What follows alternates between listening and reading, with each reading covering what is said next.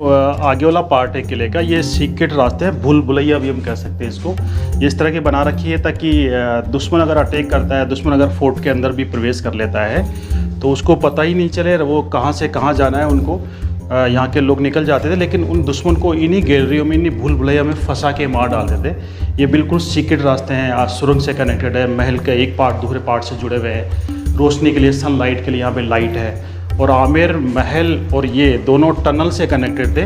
वो टनल का रास्ता यहाँ से है, यहाँ पे आके मिलता है। देखिए यहाँ पे मैं नीचे जाऊँगा, यहाँ से टनल का रास्ता, जो गार्डन का पीछे वाला पार्ट, यहाँ से आप देखेंगे लंबा आके तो सामने लंबी सी ये गैलरी है। और इसका जो लास्ट छोर है वहाँ पे किले के पीछे जो छतरी है उसके नीचे जगह है, और वहाँ से अंडरग्राउंड टनल स्टार्ट है जो आमेर महल के लिए जाती है जी। ये टनल वाला पार्ट है। अच्छा, ये जो जगह है इसको विलास मंदिर भी बोलते हैं, और ये जगह वीर छतरी भी कहलाती है, क्योंकि यहाँ पे जब दुश्मन से युद्ध करके राजा वापस आते थे, कई योद्धा युद्ध में काम आ जाते थे, तो उनको, उनके परिवार को आगे तक सपोर्ट करने के लिए उस समय पेंशन जैसी व्यवस्था नहीं होती थी। अच्छा। लेकिन व्यवस्था ऐसी होती थी परमानेंट, ताकि वो ही नहीं, उसके जनरेशन कई पीढ़ियों तक उसका यूज़ कर सके। जब युद्ध में काम आने वाले सैनिक की पत्नी या उनकी माँ को यहाँ पे बुलाते थे, उन पे, क्योंकि वो लेडीज़ होती थी, फीमेल होती, इसलिए राजा उनको सम्मान नहीं देता था। यानी राजा उनको बांटता नहीं था, जो उनको प्रशस्ति पत्र देते थे वो रानी ये काम करती थी। रानियाँ यहाँ पे होती थी, यहाँ पे लेडीज आती थी, और उनको वीर माता या वीर पत्नी का दर्जा देते, वो प्रशस्ति पत्र यहाँ पे देते थे। ये प्लस उनको जागीर के पट्टे दिए जाते थे। अच्छा। एक गाँव की जागीर या दो गाँव की जागीर। जागीर का मतलब ये था जो उस गाँव के लोगों से जो टैक्स लेते थे वो राजा के पास नहीं आता था, उस आदमी को देते थे जिसका पति या जिसका बेटा युद्ध में काम आ गया। वो एक गांव या दो गांव उसको जागीर के मिलते थे, तो पीढ़ी दर पीढ़ी उसका यूज़ करते थे। यानी उसके पत्नी या उसके माता या उनके बच्चे कभी असहाय नहीं होते थे, उनको लगातार ये इनकम सोर्स उनका बना रहे, इसलिए यहाँ पे जागीर के पट्टे दिए जाते थे। ये न्याय बड़े न्यायप्रिय होते थे, किसी के साथ ऐसा नहीं हो, इसलिए वो यहाँ पे उनको पट्टे देते थे यहाँ पे जागीर के जी। किले की, जयगढ़ किले की सेकंड बिगेस्ट तोप है, नाम है इसका बजरंग बाण जी।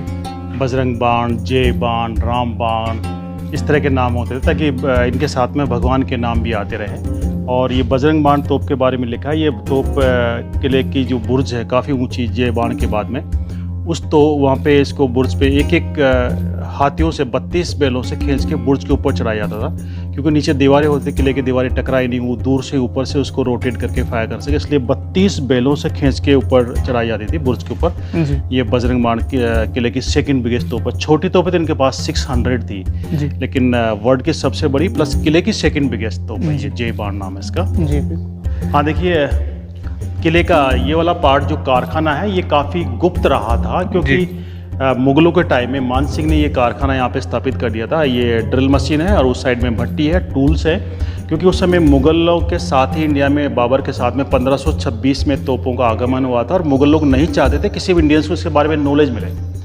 हालांकि उन्होंने आपस में राजपूतों को लड़वाया, मेवाड़ और ढूंढाड़ में संघर्ष करवा दिया, इनको अपनी तरफ मिला लिया। वो देखते थे कि लोग लगने में वैसे ही बहादुर हैं, और अगर इनको तोपें वाली टेक्नोलॉजी मिल गई तो ये हमारे को भी इंडिया से बाहर कर देंगे, यहाँ तक कि अफगानिस्तान तक के भी हमें नहीं छोड़ेंगे। तो तोपे की टेक्नोलॉजी इनको दूर रखा था। लेकिन मान सिंह ने जब अफगानिस्तान पे अटैक किया और 5 साल तक वहाँ मुगल सूबेदार बन के रहे, उस 5 साल के पीरियड में उन्होंने वहाँ पे तोपों के कारखाने थे, वो देखे, सारे टूल्स आमेर में पहुँचाए, वहाँ के सारे कारखाने ख़त्म कर दिए, तोड़ दिए, और फिर यहाँ पे जयगढ़ किले में मुगलों से गुप्त तोप का कारखाना बना लिया था ताकि जरूरत पड़ने भी काम आए जी। और काम भी आया। फिर बाद में जब औरंगजेब ने इनको ऊपर प्रेशर किया, इस्लाम में कन्वर्ट करने के लिए, तहलका मचा रखा था, क्रूर था, लोग को कन्वर्ट कर रहा था, तो उनका सामना करने के लिए फिर जय सिंह ने यहाँ पर तोपें बनाई। और आपके सामने जो दुनिया की सबसे बड़ी तोप जो मैंने दिखाई थी वो बनाई, कई छोटी तोपें बनाई, लास्ट में मुगलों को घुटने पे ला दिया था इन्होंने। तो ये जो मॉडल है, जो मोल्ड है, मिट्टी के बने हुए हैं, जिसमें 8 धातु को पिघला के सांचे बना के उसमें मेटेरियल इकट्ठा करके बैरल बनाते थे। भट्टी उस साइड में है, और फिर ये ड्रिल मशीन है जिसको बैलों से या घोड़ों से घुमा घुमा के उसमें होल बनाते थे, बैरल गर्म होती थी जी। और ये लकड़ी की सांगड़ी से उसको खिसकाते रहते थे। छोटी बैरल है तो उसमें छोटी रोड होती थी, छोटा ड्रिल होता था। अगर बड़ी बैरल है तो उसके अकॉर्डिंग बड़ी रोड और बड़े ड्रिल होते थे। इसके टूल्स अंदर की तरफ हैं, ये ड्रिल मशीन थी और इसकी भट्टी उस साइड में। हाँ देखिए, ये कारखाने का दूसरा वाला पार्ट जो भट्टी वाला पार्ट है वो ये है, और यहाँ पे साइड में एक विंडो है जी, ऊपर जंजीर से वो आगे वाला जो लोहे का लंबा हत्था है वो जुड़ा हुआ है। जैसे ही उसको नीचे दबाते थे ये विंडो खुलती थी और इसके अंदर 8 धातु के टुकड़े, इसमें सोना, चांदी, पीतल, लोहा, जस्ता, तांबा, निकल, क्रोमियम होती थी।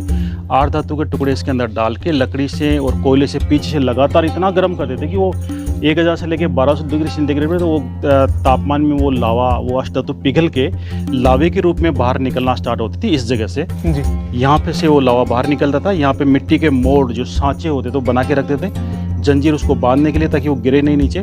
उसको भरने तक वो लगातार यहाँ पे रखते, उसके बाद उसको लकड़ी की सांगड़ियों से अलग करते थे, फिर दूसरी लगा देते, उसके बाद उसको साइड में करके तीसरी लगा देते। लगभग 8 से 10 एक बार में ये बैरल तैयार करते थे।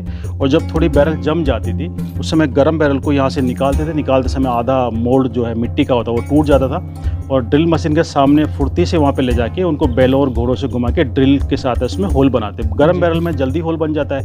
बाकी जो पार्ट है तोप के नीचे वाली गाड़ी होती है, पहिए होते हैं, धुरी होती है, ये तो सदियों से बनते आ रहे हैं तो वो तो आराम से बन जाते थे। मेन चीज़ होती है तोप की बैरल बना, सोलिड बना के, उसमें जॉइंट नहीं होता है, सोलिड बना के उसमें होल बनाया करते थे। तो यहाँ पे धातु को पिघला के बैरल तैयार की जाती थी। जहाँ पे हम लोग जा रहे हैं ये इसके अंदर टूल है, कारखाने के औजार हैं जो अफ़गानिस्तान से इंडिया में आए। तो कोई लोग कहते हैं कि ये 300 साल पहले कैनन बनी थी, इसमें जो बोल्ट बने, नट बने, ये बाद में बनेंगे। उस समय नट बोल्ट बनते ही नहीं थे। लेकिन मैं बताना देना चाहता हूँ कि ये नट बोल्ट वाली टेक्नोलॉजी इंडिया में 1580 और 85 के बीच में ही महाराजा मानसिंह के टाइम में अफ़गानिस्तान से आ गई थी। वहाँ के टूल लेके आए थे यहाँ पे। वो टूल, ओरिजिनल टूल जो अफ़गानिस्तान में लाए गए थे, यहाँ पे उनको कारखाने में यूज़ किया है, जिनसे तोपें बनी है। वो ओरिजिनल टूल आपको दिखाने जा रहा हूँ। देखिए ये लंबे लंबे जो है ये रोड्स है जो बैरल बनाने के बाद उसमें होल बनाते थे। बैरल कितनी लंबी है, कितनी मोटी है, उसके अकॉर्डिंग अलग अलग साइज़ के रोड्स थे। उनके मुंह पे ड्रिल लगाते थे, वो अलग अलग साइज़ के ड्रिल है ताकि गर्म बैरल को काटते हुए वो रोड अंदर चले जाए और उसमें होल बना दे। तो ये उसके टूल हैं। कटर मशीन है कटर करने के लिए।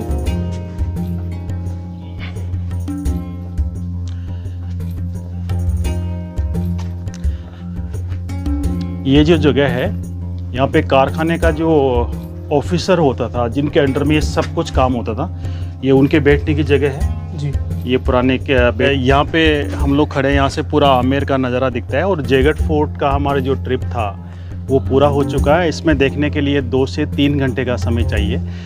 कई लोगों के पास समय कम होता है, 1 दिन के लिए जयपुर घूमना होता है, 2 दिन के लिए, तो इतना समय नहीं दे पाते उस समय किले की most item water harvesting system है, कैनन, ये देख पाते हैं। लेकिन इसके अलावा भी किले में काफ़ी कुछ देखने का है। और मैं टूरिस्ट गाइड हूँ, भंवर सिंह मेरा नाम है।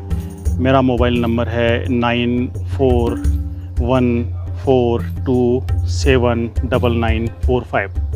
भंवर सिंह राजावत नाम से हैं। और मैं जयगढ़ गाइडेशन का प्रेसिडेंट भी हूँ और मैं authorise from government side also. मैं गवर्नमेंट, मेरे पास लाइसेंस भी है और मैं पूरा जयपुर भी आपको ट्रिप करा सकता हूँ। कभी अगर आपको जयपुर आएँ या आपके कोई दोस्त आते हैं तो आप इस नंबर से मेरे से कांटेक्ट कर सकते हैं। मैं आपको जयपुर भी विजिट करा सकता हूँ, कहीं होटल में ठहरना है वो भी आपके लिए अरेंज करा सकता हूँ। ट्रैवल कंपनियों से आपके लिए गाड़ी वगैरह वो भी व्यवस्था करा सकता हूँ।